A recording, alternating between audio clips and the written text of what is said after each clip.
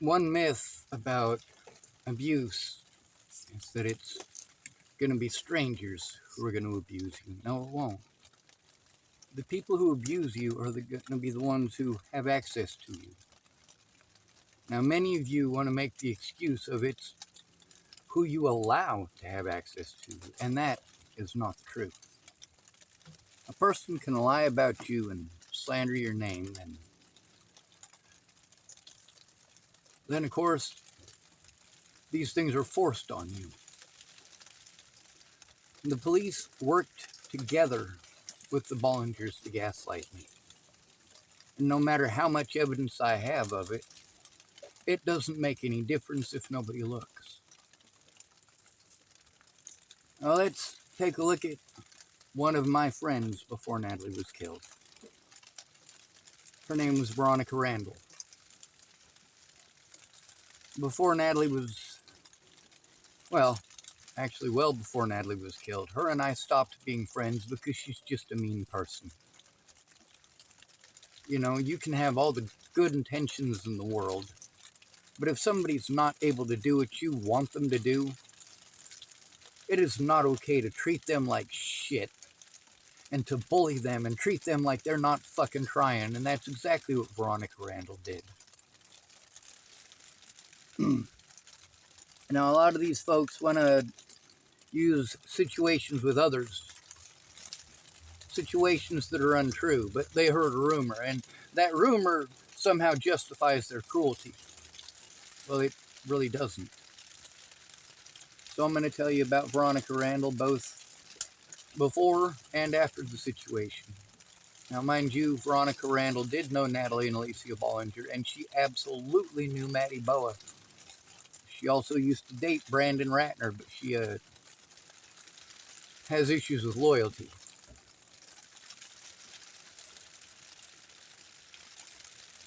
Yeah, they got a word for a boyfriend who comes in and sees you getting ramrodded by another man and sticks with you. They call that man a cuck. Well, Brandon's not a cuck. He's a hopeless romantic who doesn't think straight. He'll fall for any pretty face. And he's tall and he's reasonably handsome.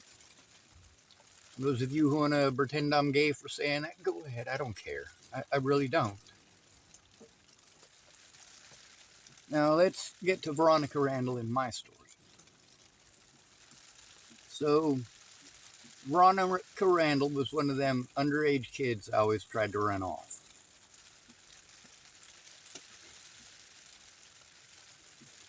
I didn't have to try to run Brandon off because Brandon wasn't there to see me. Brandon wasn't there to hang out with a bunch of homeless people. He was there to hang out with his girlfriend. Later on, Veronica Randall became an adult, and we did become friends, and she actually helped me to get a job at a place called Stone Lighting, and I actually pulled out a letter from there because that's how I got my paychecks. I was going to show that I had one, but of course there's a lot of papers in here. Veronica Randall, however, she helped me to get that job out at Stone Lighting, and I was so grateful for it.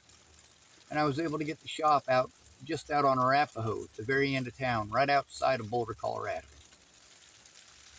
And so multiple situations I speak about, her and Brandon were there for, or one or the other.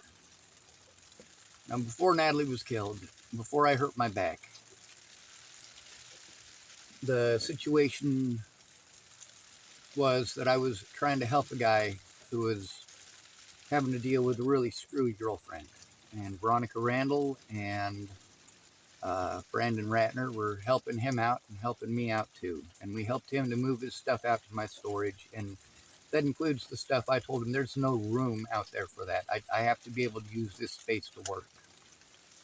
He didn't hear that. He heard his own thing and brought everything that he owned and stuffed it all into that little space.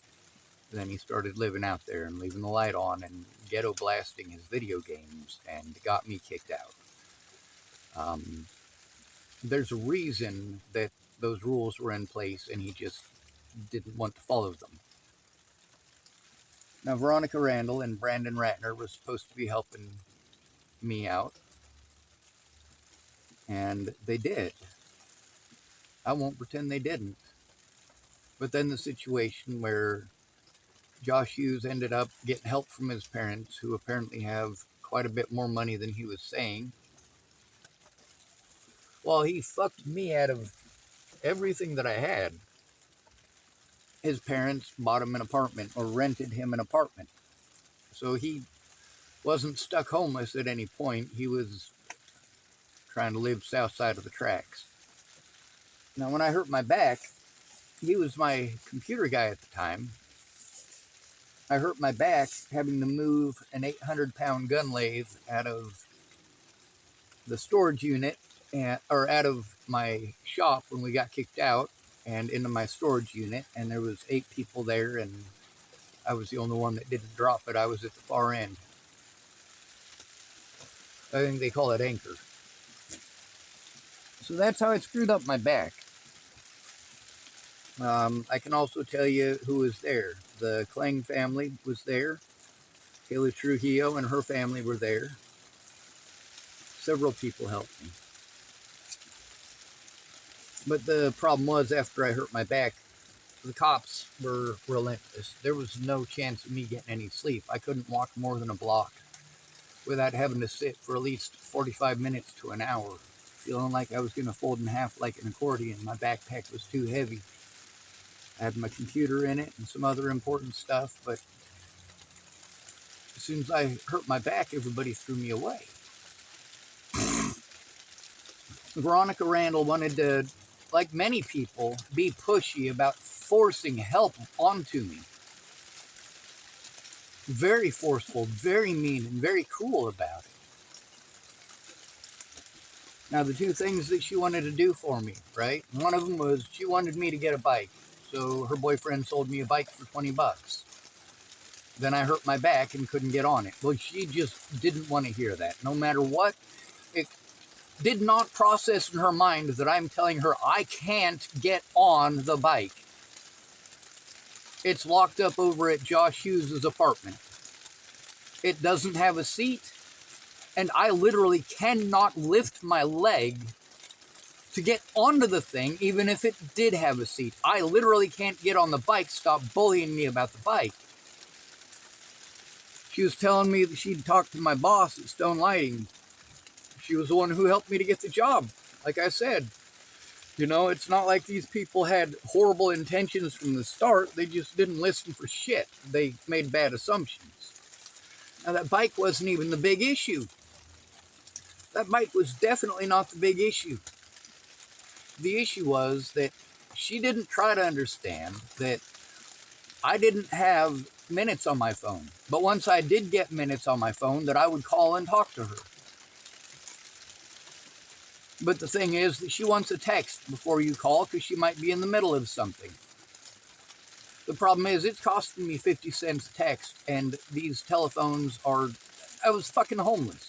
I didn't have a disability income. I was already fucking disabled by that fucking point. It was hell.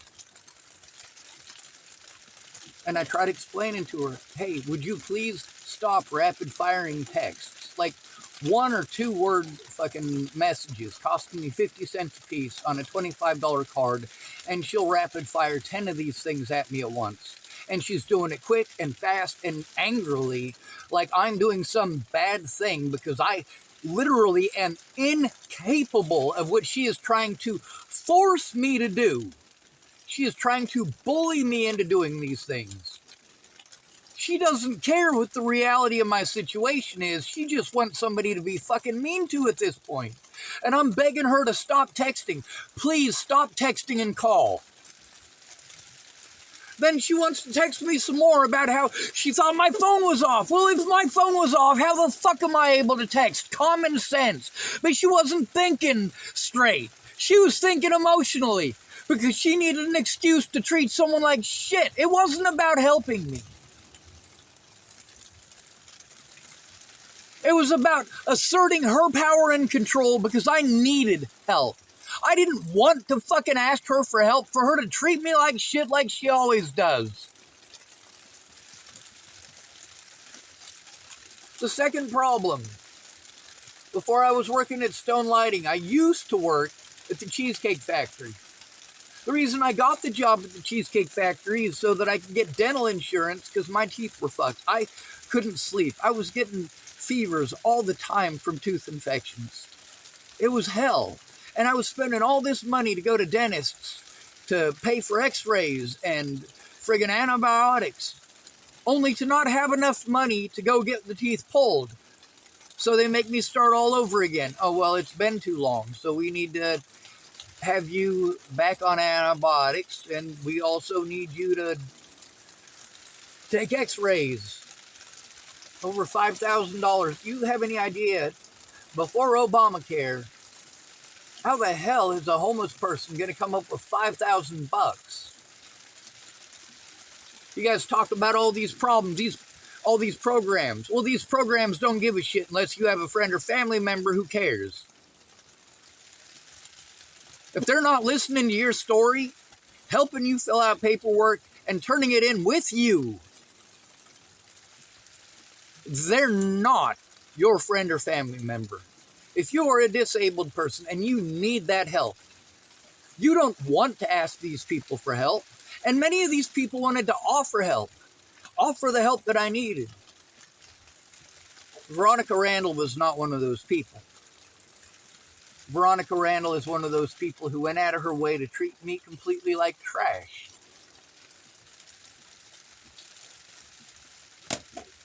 So the other issue, before the situation with Natalie even coming into my life, after I hurt my back. See, I knew who Natalie was. I didn't know her name. I didn't know her sister's name. Just like with Veronica Randall, I ran them off when they were kids.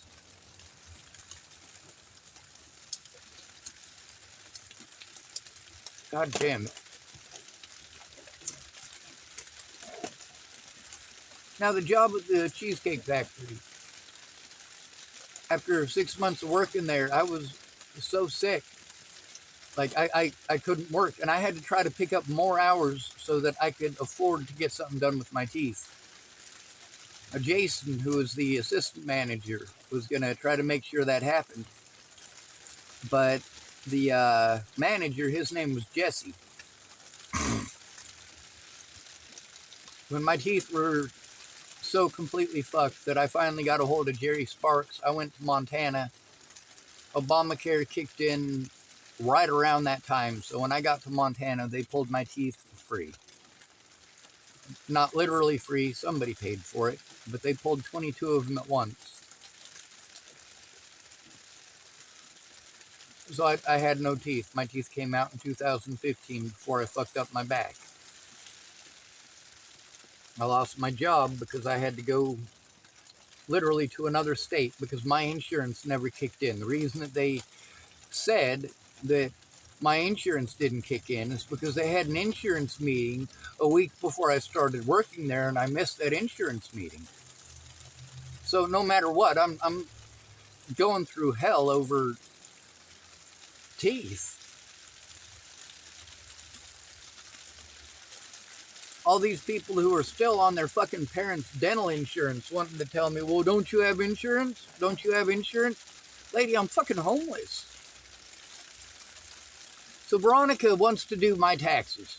All right, she has chosen this as one of her special projects that she's going to force on me instead of listening to me, instead of talking to me like a human being. What she wanted me to do is go to the Cheesecake Factory so that I could get my W-2s or whatever for my taxes. I went there. They told me that the only person who could give me those was Jesse, the manager. I hadn't worked there in a while. I texted her what I had been told because that was the only way she was willing to do it. And she was being mean. She wanted a bunch of stuff right fucking now. Like, this is something that is impossible to get through a woman's head.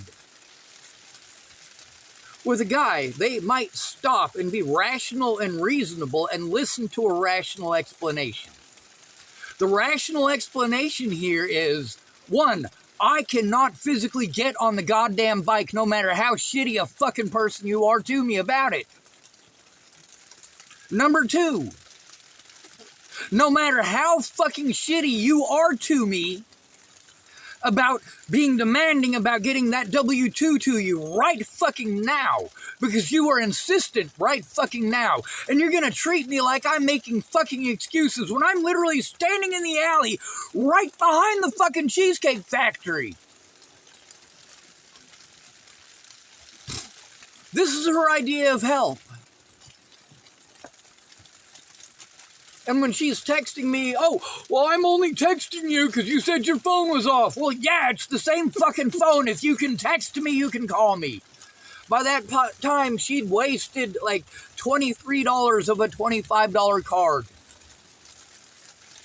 By that time, she had been so incredibly cruel to me and called me so many names that I called her a cunt. And I admit it. I'm not sexist with that word. I was sick of her being fucking cruel to me.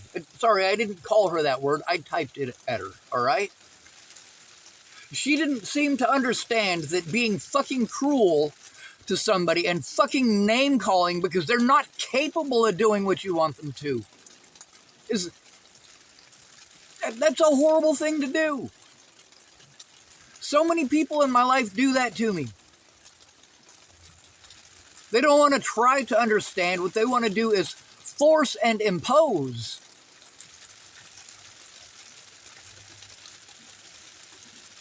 Oh, Sean, you just don't want my help. No, that's not it at all. It would have been nice to get someone to help me with my taxes. That would have been great. But when I tell you I can't get a hold of Jesse for at least 2 days because it's his days off, you can yell at me, you can scream at me, you can type all the mean names that you want, you can be accusational and pretend that I'm just not trying all you want. No matter what fucking bullshit that you try to push on me as your excuse for cruelty.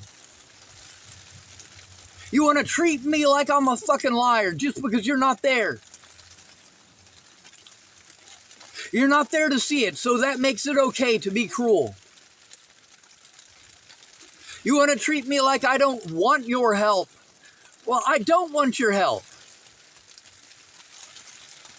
I don't want your help when it is coming in the form of, number one, treating me like shit, and number two, not helping.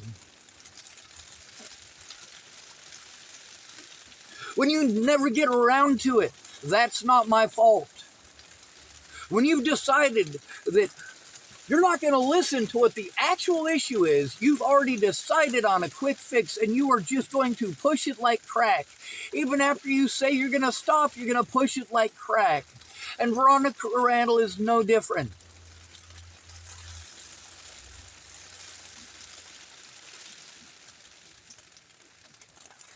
She and I stopped being friends before I even went to Virginia because she was a fucking shitty person. I like to say these aren't shitty people, but look at all of these situations where these people who I had helped out many, many, many times want to forget about all of that. Want to throw it in my face that they had done something for me once. Was it what I needed?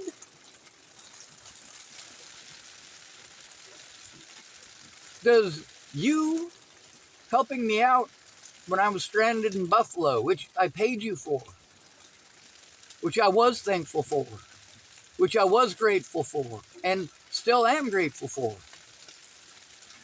that doesn't directly translate at all to I'm being ungrateful because you are going out of your way to help my predators, the people who are threatening to kill me and my friends and family. You're helping them to get away. You are helping the police to sell a false narrative by not coming forward about the fact I came to you for help before Natalie was killed. Brandon Ratner didn't care. I've got recording after recording with him. I've got those recordings with him because he literally did not lift a fucking finger to help turn this shit in.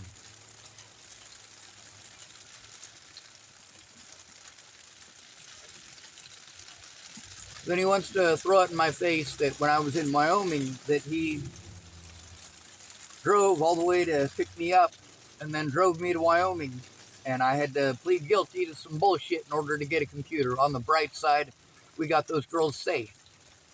Not me and Brandon, but me and the internet.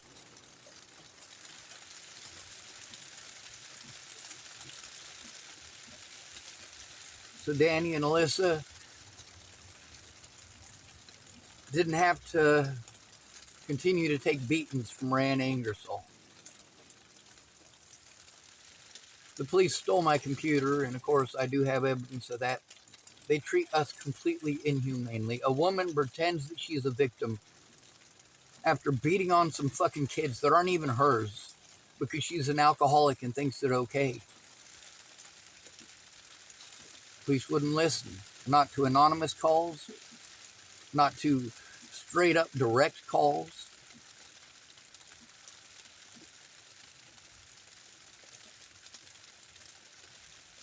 Where does Veronica Randall fit into all this?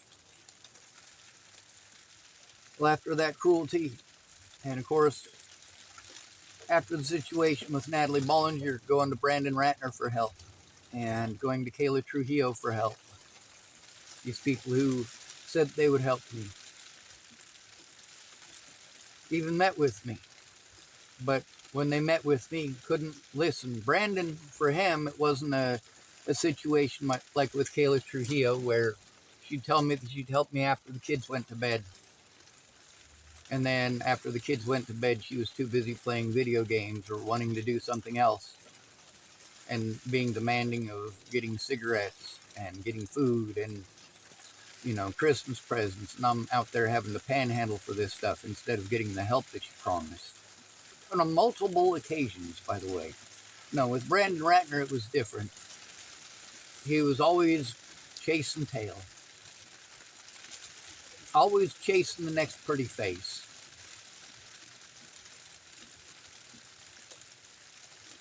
Always pursuing the next romantic idea with the next pretty girl who bats her eyes at him to get him to do something stupid and free.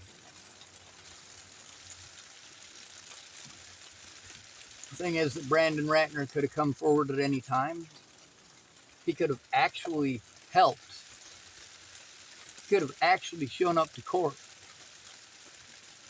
He could have actually looked at evidence. But I wasted hundreds of hours on people like him. Well, actually hundreds of hours just on him. Believing he was my friend, believing he cared, believing he was going to help turn this stuff in. And there's lots of stuff he was involved in between the Natalie Bollinger situation. He's one of the people who helped me to get out of Chesapeake, Virginia when I left. It was him, Brenda Dickinson, and Alex Furman who helped me to get the money to get out of Virginia so that I could get the fuck away from Natalie Bollinger and her fucking goddamn junky, pathetic, fucking predatory family. I gotta make sure I throw some of the words at them that have been thrown at me, right? Throw some shade back. So, of course, those are two situations where no matter what, there was nothing that I could do. She'd already made it up in her mind, and because she'd already made it up in her mind, therefore, in her irrational mind, that makes it okay to treat me completely like shit, go out of her way to do something that I'm asking her not to do for a reason. There's a reason I'm asking you not to do it. I'm asking you to stop sending me 1 or 2 word fucking texts 10 in a row. Because it's eating up all of the money I need. She's also asking 5 or 6 questions in a row. By the time I get done answering the one that I was able to read, she has already sent me 6 more fucking texts. asking 6 more questions, and then she's going to assign whatever I'm able to type to whatever question that she wants to assign it to out of those 6. This is fucking ludicrous. I can't type that fast. That doesn't make it okay to treat me like I'm a fucking piece of shit and go out of your way to intentionally misrepresent the situation, or to intentionally go out of your way to manufacture excuses to treat me like shit.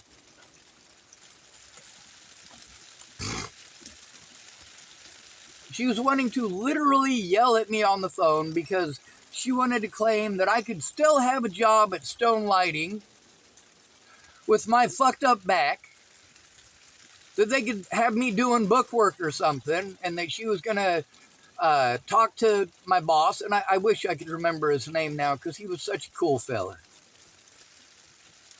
But the thing is, she wasn't understanding. I literally can't make it to work. I won't be able to walk to work. I have a backpack now that is permanently attached to my back, which is fucked. It's not like when I first got the job and I had a place to put my backpack. The only thing that I needed out of my fucking backpack, the only stuff that I needed at night, was my sleeping bag and a tarp. When I was having my stuff in storage. But then, of course, you guys want to pretend that I can carry all of this crap on my back in my backpack. And you guys expect me to be able to do things at a moment's notice because you're able to, because you're pampered. See, that's the thing. You want to go out of your way to insult us and pretend that we deserve this for whatever manufactured, delusional bullshit you have in your head as an excuse. Every fucking homeless person must be a junkie to you. Every male homeless person must be a rapist or a child molester to you. Oh, they're not really disabled. They're just fucking lazy. Blah, blah, blah, blah, blah, blah, blah. And we get this abuse from law enforcement as well. From hospitals. From therapists. When we're being abused, we're going to places that are making a profit off of us, but not lifting a goddamn finger to help us. And then our friends like Veronica Randall want to tell us, well, why don't you go to these places? Those places won't listen unless you are actually a friend. What is a friend going to do if you go to them because people are fucking assaulting you and threatening to kill your friends and family? When they're sending you messages saying that they're going to dismember your niece and send pictures of their cock in her open-gutted rib cage. When your sister is sending you messages after you've tried to turn in the police with her, telling you that the cops followed her home and that some guy from Colorado approached her in person to threaten to kill her and my niece if they don't walk away.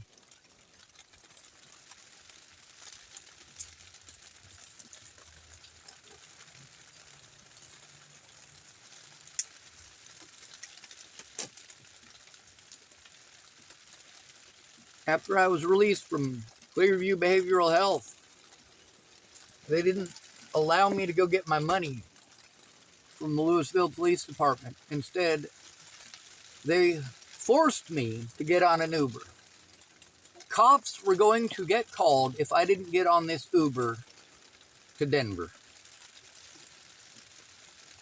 Their plan was to put me in an Uber, use government funds to have me dropped off in downtown fucking Denver with my face all over the news over shit I didn't fucking do. Denver news. And these pieces of shit dropped me off in Denver with no money. And I had to try to contact my friends and family. People like Jerry Sparks, who wanted to treat me like shit because I had to yell over my environment. I was in downtown fucking Denver. There is traffic everywhere. There are horns honking. There are people screaming at each other. There's buses driving by and fucking trucks driving by and fucking service vehicles driving by. And, of course, homeless people fighting with each other over stupid shit. and people in houses who are having an argument out in public. I mean, there's a lot of shit going on. Meanwhile, I'm calling these people because I was literally just fucking assaulted again multiple times or threatened, and had, luckily, in several of those occasions, people who stepped in and said, whoa, whoa, whoa, whoa, whoa, whoa, whoa, whoa. No violence outside of my business.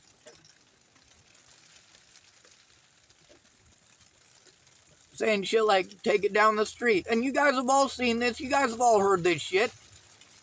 It's not like I'm telling you that an alien in a pink fluffy bunny suit came out and fucking touched him on the head with a brainwave ray and the CIA came and took him away. I mean, I'm not telling you a bunch of delusional schizophrenic bullshit here.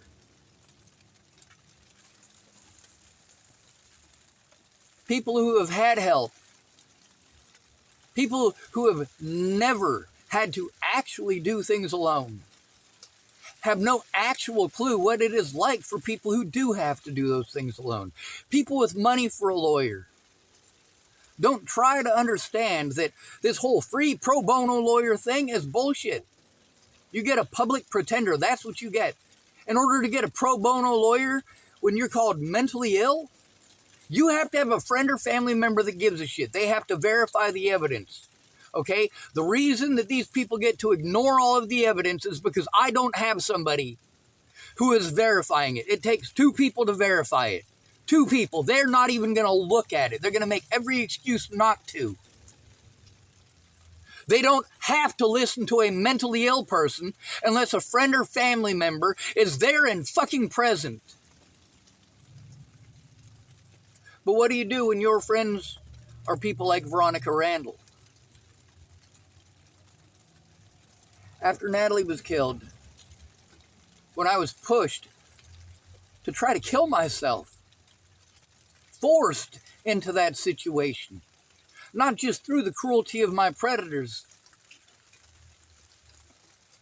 but through the fucking sheer and utter wastefulness of those who were calling my friends, claiming that they cared about me, and they're not trying to find out anything about what happened and help me to turn it in.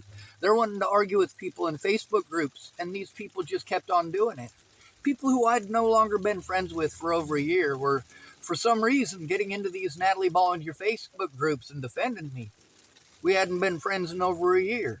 What Veronica Randall did to me was fucking cruel, but she was still defending me in those Natalie Bollinger Facebook groups. What she was not doing is helping me. She was getting onto these Facebook groups and literally arguing with the same exact people by name that were actually threatening to kill me and my friends and family. That did not help me. Now, she came when I was stuck in Denver in that shitty situation. And Jerry told me that she didn't have any money, and I didn't have a way to get any money. I was fucking stranded. Until I could get a ride to the Louisville fucking police department to get my cash and get my evidence, I was fucked. So Veronica, she came with a guy who calls himself Chaos. His name is Brian Townsend. And she insisted she wanted to take me somewhere nice for dinner. She was going to take me to some fancy dinner. Meanwhile, I'm in her back seat. I'm telling her I need some bread or something. And she's like, just be patient. No, I can't be patient. All right, I'm sick. I can still taste the pills that I tried to fucking kill myself with. It was a bunch of caffeine pills and a bunch of sleeping pills. Okay, so like, she's not understanding that I'm about to vomit. It got so bad that I had to repeatedly swallow my own vomit because she wouldn't understand. She was going out of her way. She had it in her head that she was going to give me a fancy fucking dinner. When I finally got her to pull over, and mind you, I don't have any money. So basically, I'm trying not to be an imposition, but Jesus Christ, if you're going to spend $50 on a nice meal, I'm going to vomit in the back of your seat before we fucking get there. Pull over now. I literally had to yell at her, pull over now. Not to try to force her to get me some food, but because I needed to fucking vomit. You have any idea how disgusting it is to have to swallow your own vomit? And I had to do it repeatedly because she just wanted to argue because she knew better than me. She wanted to do something fucking nice instead of listening to the words coming out of my mouth. Thank God for Brian Townsend. The 5th time he interrupted her to say, pull over, he's gonna fucking puke, she finally did it.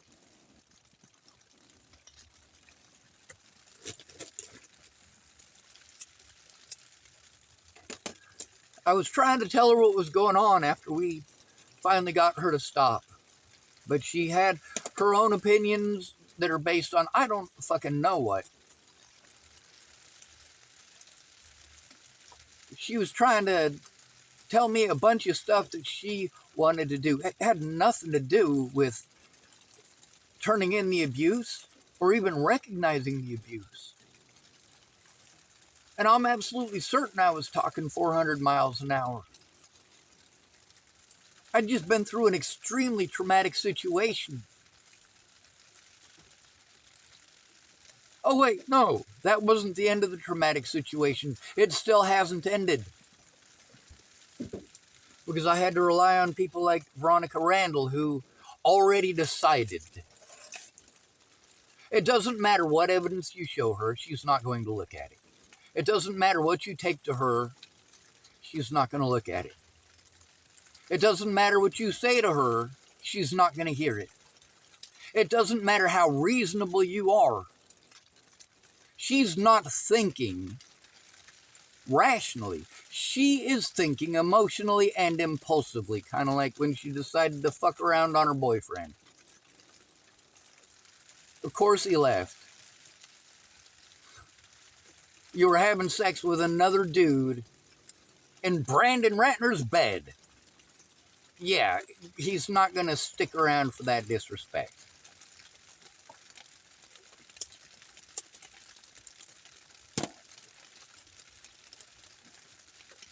So, they did take me to Veronica Randall's, and she was going to look at the evidence. But instead, she wanted me to talk about it. And then instead of letting me finish what I was saying, she was wanting to grill me. Just like she had about the bike. Just like she had about the situation with Jesse and my W-2s. And she wanted to bring that up. She also yelled at me. It's my turn to talk. How many of these people want to say it's their turn to talk? I am telling you important details.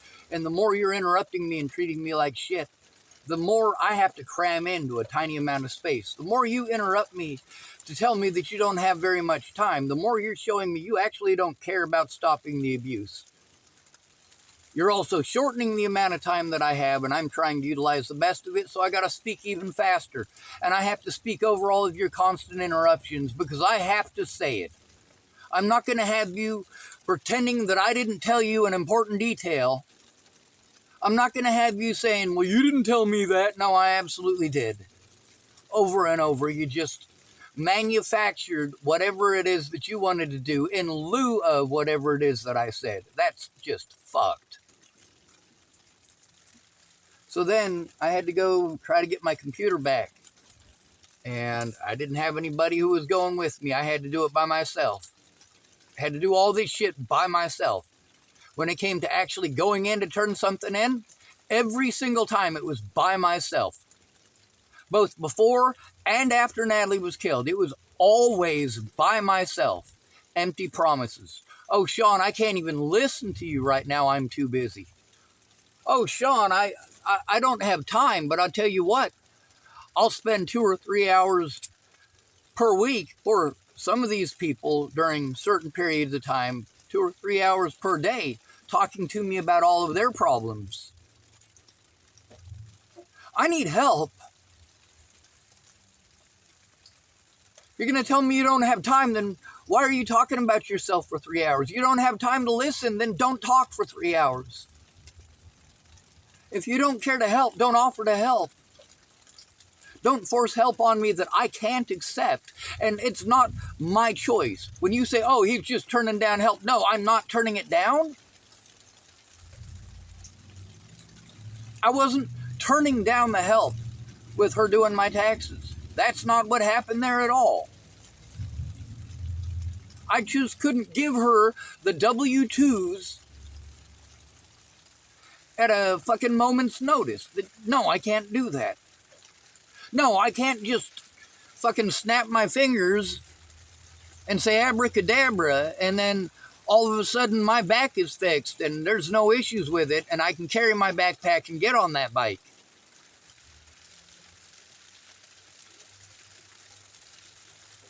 If I'm not able to get on my bike to make that trip, I'm certainly not going to be able to walk it. And this is a lesson with Veronica Randall that kept on coming up. You know, if they help me, she's always going to find some excuse to throw it in my face later. Meanwhile, I didn't ask for that help. It was pushed on me. Oh, Sean, this will help, this will help, this will help. Yeah, sure. You're going to give me a bike and it'll get stolen like the last one. Oh, but it's not actually free. You want 20 bucks. Well, 20 bucks is cheap for a bike anywhere, even used, even if it needs a little bit of work. So Brandon Ratner came and got me because it started snowing. I'd gone to the Broomfield police station or police department to get my computer, and apparently they didn't have it there. So even though the detectives had told me that they would bring my computer to me the next day, even if I was in Boulder, they didn't. They still have that computer somewhere. Amanda Balehash, who was my public pretender in Boulder, was coordinating, apparently, with the detectives in Natalie Bollinger's case. She was also coordinating to make sure that I never got access to the body cameras. That the reality of the abuse didn't come out. She never tried hearing my story. She tried to push on me what we were going to do. She didn't care what the truth was.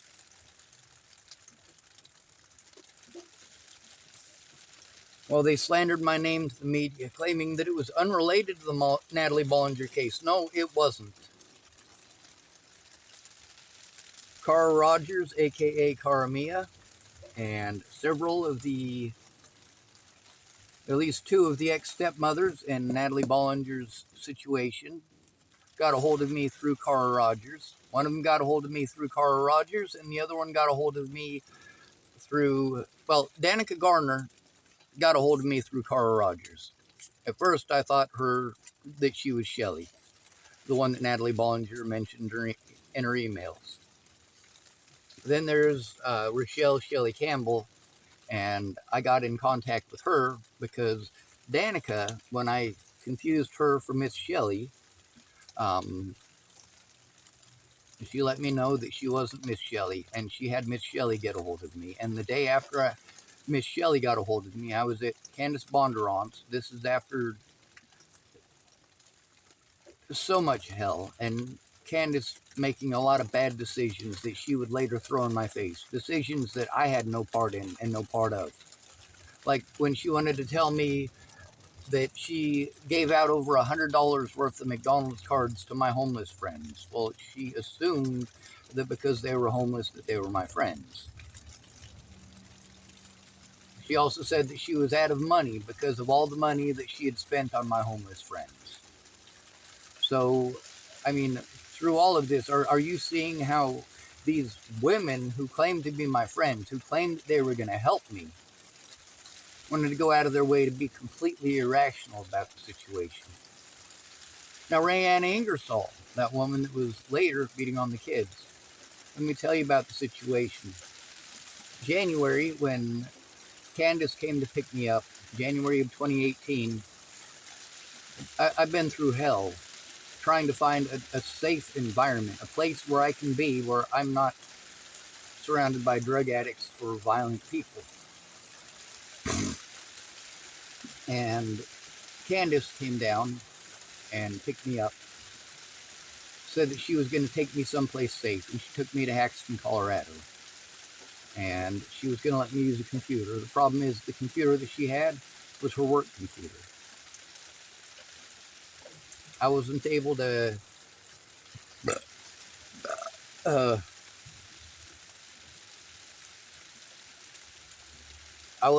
do any of the stuff that I needed to. All I could do was speak up about the situation, and Candace didn't understand that. She didn't understand that I couldn't post the links to the evidence. I couldn't post up the evidence. I couldn't do any of that. She also didn't understand that the pictures that were on her wall, when I stood on the couch to start taking them down, she told me I didn't need to do that. Nobody knew where I was at. So then when I made my first video from there, Candace let me know that people in these Natalie Bollinger groups were posting pictures of her old living room with those pictures in it. So she didn't listen. And then she apparently turned off her Facebook for a little bit because she was afraid for her kids, but she made no effort to try to turn it in. And I told her the same thing I told Carl Rogers. If you're telling me that people are threatening you and your kids, yeah, we need to turn it in right away, especially since they're doing it because her dumbass, she's another one of those people I stopped being friends with before Natalie was killed. It's because she kept on fucking lying to me. When she didn't keep her word, it's always somebody else's fault. Same thing with Kayla Trujillo. She wanted to claim that she was, when I went over there in December to get help from her right before Natalie was killed, she was claiming that it was kind of overcramped because she was letting her mom stay there because her mom didn't have a place to stay. Then after Natalie was killed and I wasn't allowed to stay there, her excuse was that it was her mom's place and that her mom said no. Now, all the stuff that I was worried about and had explained to Detectives Peterson and Rogers, well, I was right to be afraid of those things. Because I was aware of the situation, I knew what to be afraid of. Because I was aware of the people involved, I knew what to be afraid of. Because of what the attorneys had told me, I knew what to be afraid of. Because of life experience, I knew what to be afraid of. From seeing these things happen to other people with my own eyes, I knew what to be afraid of.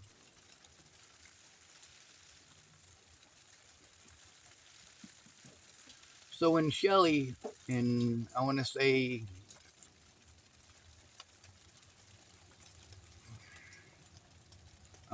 January 17th or so, January 16th of 2018. This is before they found Natalie's killer.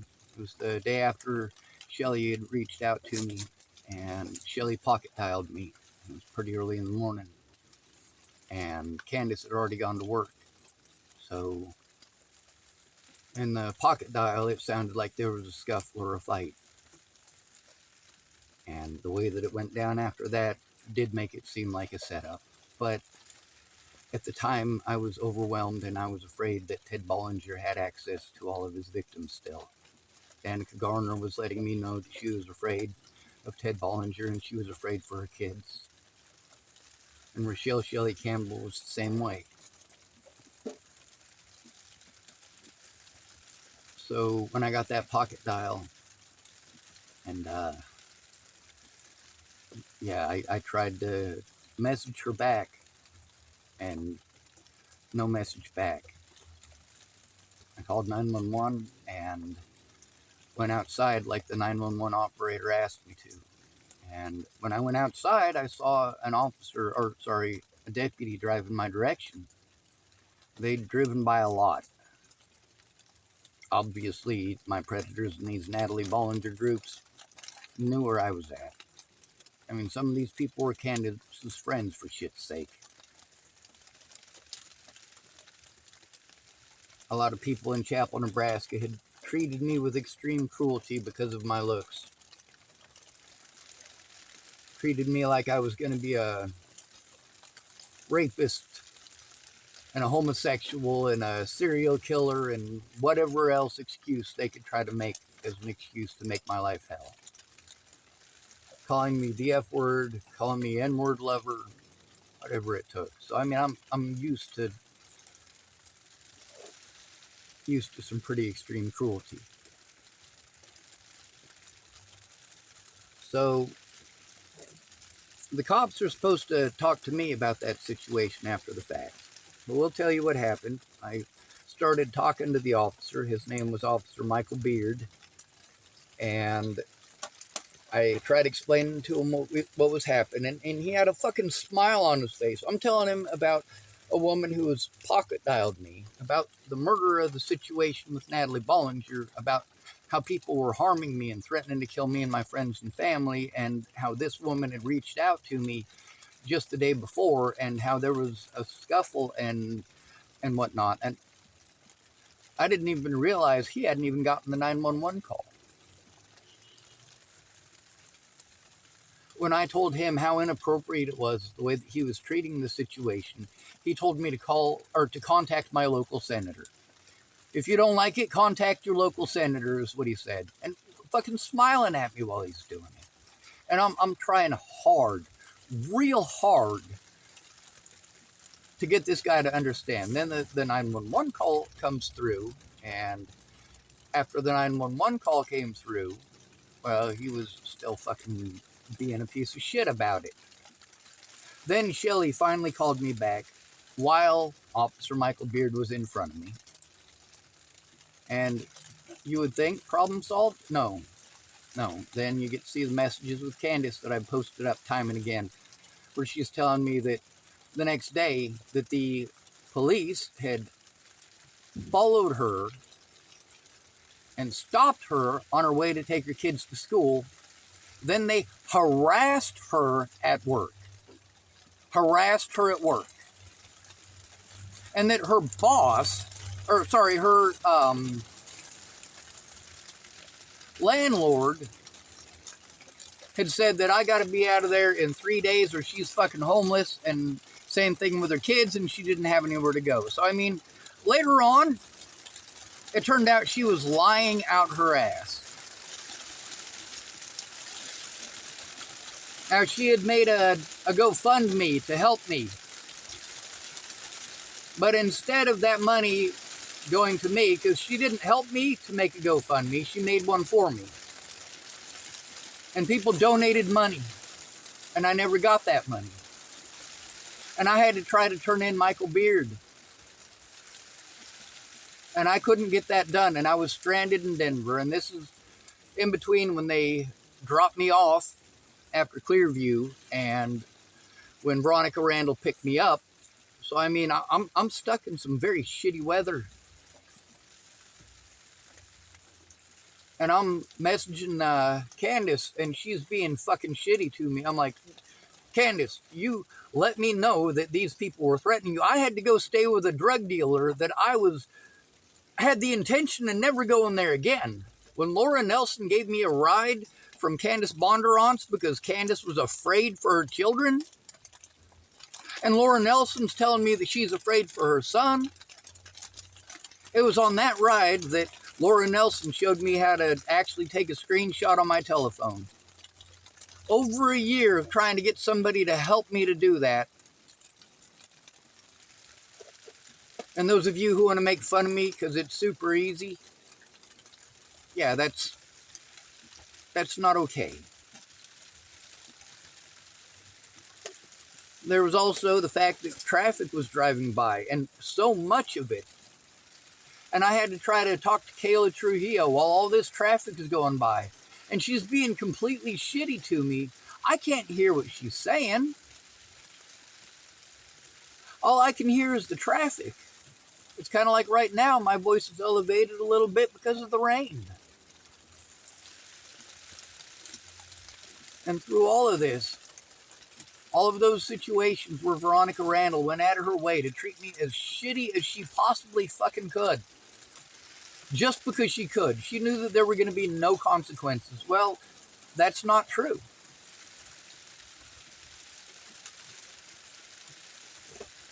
Your victim has the right to speak up.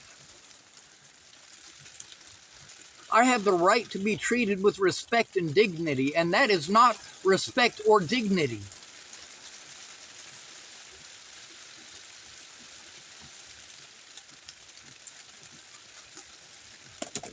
You're going to force me to fucking swallow my own vomit repeatedly because you have no sense of others.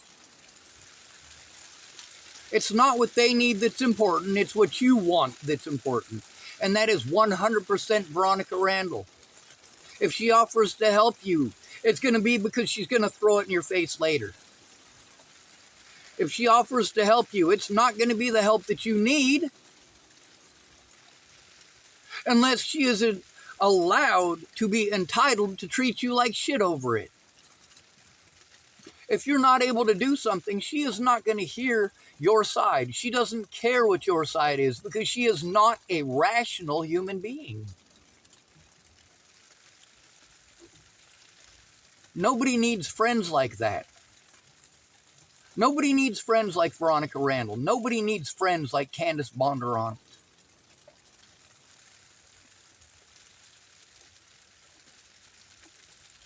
When it was the most important time to get heard and to put a stop to this, what I got out of my friends was cruelty over their stupidity, over their bad choices, over the fact that instead of treating me as a victim who needed help, they treated me like a piece of shit who'd never done a goddamn thing for them and owed them the goddamn world. Owed it to them to do things that are against my best interest. Kind of like police officers telling me to get a hold of people. And we've gotten to see recordings with police officers doing this, where police officers tell me to do something that is illegal. I've already got the papers. I will literally have the papers in my hand in many of these occasions, and those officers will still continue to refuse to look at it, refuse to hear what I'm saying, and talk over me like I'm retarded. If there's a no trespassing order, and you are literally telling me to go to that place, you are entrapping me. You are telling a disabled person who is going to you because you, of course, are supposed to be trustworthy. You have a position of trust. Now, when you're going to tell me to do something illegal and I bust you doing it,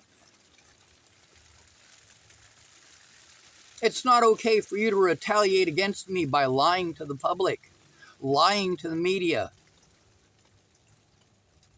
or doing everything in your power to prevent me from showing the truth. That doesn't make it legal for a police officer to run around and tell people that I am schizophrenic. It's not okay for the bollingers to keep on doing this, or their friends to keep on doing this. But with friends like Veronica Randall, what do you expect? I've got a dick. I'm not going to get help. I'm a homeless man. I don't have any money to do all the things these people want me to do. If they promise to help me how I need, they're inevitably going to waste my time and then make a bunch of assumptions and project their assumptions onto me. They've got their own ideas, so if I work on their ideas, they'll help me with my ideas. So they've already changed the deal and put a bunch of extra work on me that is not helpful. And in addition, that help they're putting on to me, they want me to do by myself, so I still don't have a witness. So they're not willing to help me to do the things that they're trying to bully me into. Kayla Trujillo's solution to this issue before Natalie died was to fucking sign me up for some goddamn dating site. So then I get a bunch of lonely housewives wanting my attention. Getting a bunch of shit in my spam folder in my fucking emails. Meanwhile, the only reason I had an email address is because someone helped me to set up an email address.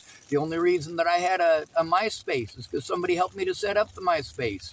The only reason that I had a Facebook is because somebody helped me to set up the Facebook. The only reason I had a YouTube is because somebody helped me to set up the YouTube. The only shit that I knew how to do on a phone was stuff that people showed me how to do on the phone. When I say show me, that doesn't mean tell me 400 times.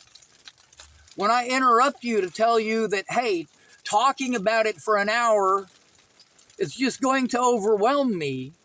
If you don't have it in front of me to show me how to use it, please stop. You're overwhelming me. I am overwhelmed. I have to turn in physical assaults and threats against my life that are very credible.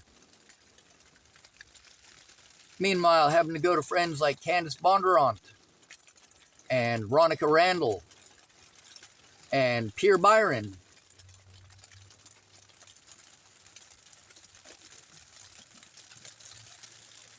Pierre Byron's a skirt chaser too. He had the biggest crush on the twins. In Natalie's messages, we mentioned Pierre more than once.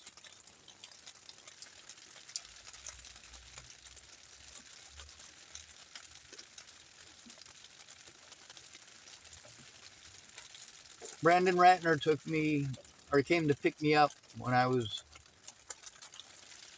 got off of the wrong bus, took several other wrong trips apparently, went to the wrong place altogether, was stuck in a fucking snowstorm. Brandon did come to pick me up. Even though he didn't want to talk to Veronica Randall, he did give me a ride to her place. And Veronica Randall, again, was just completely shitty to me.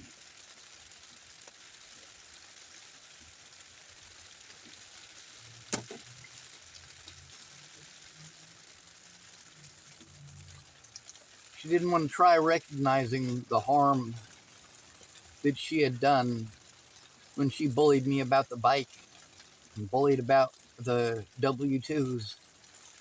She didn't care how harmful that was at the time. And she certainly didn't care how harmful it was to continue to bring it up as an excuse to treat me like shit. Veronica Randall was aware of quite a bit of what was going on, or at least she would have been, if she wasn't so busy pushing her fucking crackhead bullshit onto others. Now, I don't know if she's on crack or not. What I do know is that her projecting her fucking assumptions onto me and treating me like shit and calling me names, yeah, that wasn't okay. It wasn't okay for her to play victim after treating me like shit.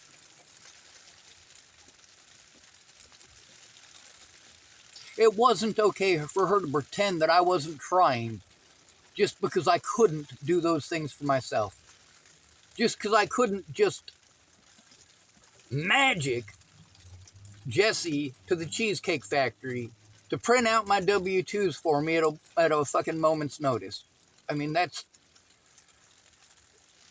delusional thinking if there ever was delusional fucking thinking.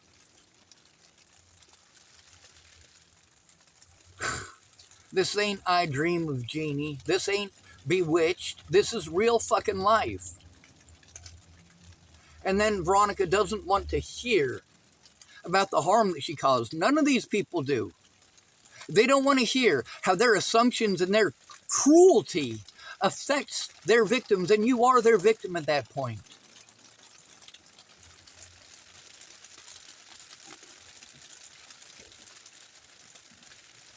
How many people, just like Veronica Randall, wanted to pretend that they cared after Natalie died, but literally never, ever tried looking at the evidence or turning it in with me, not once under any circumstances.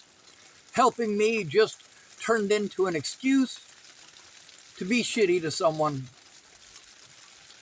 for having a mental breakdown because people are shitty to them.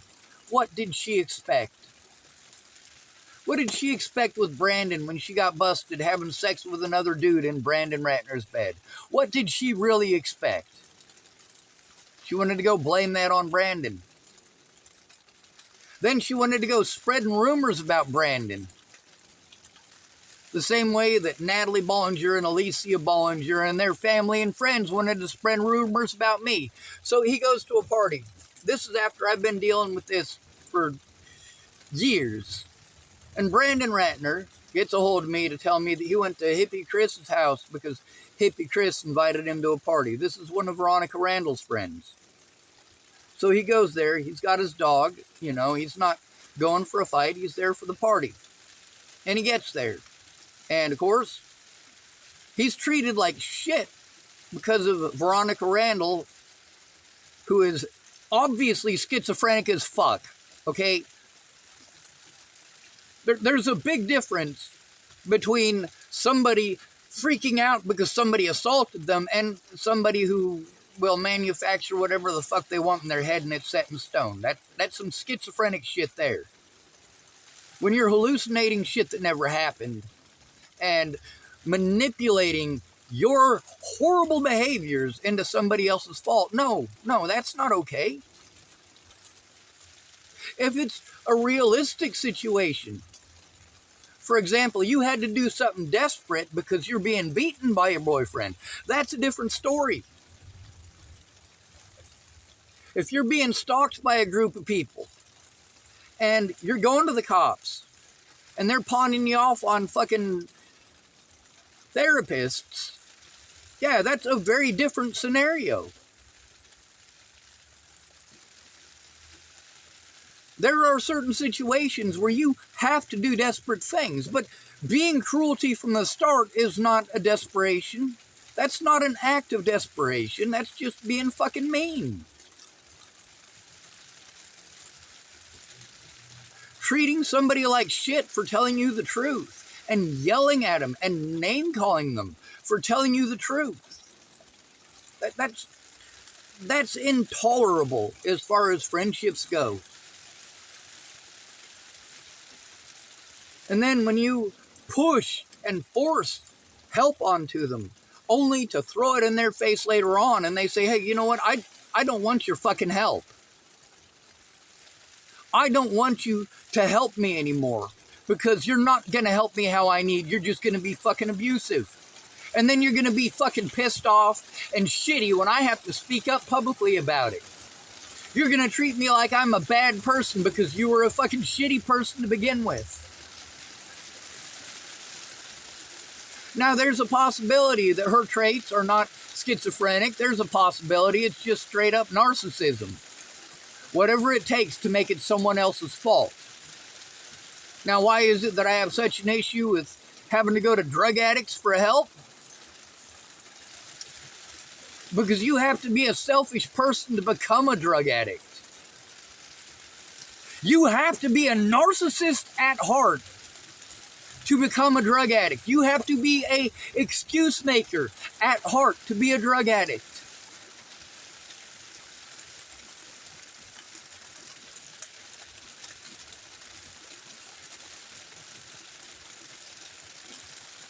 Of course, I quit drinking cold turkey. Not like I have any room to talk about sobriety. Not that I have any room to talk about alcoholism. I quit drinking in 2001.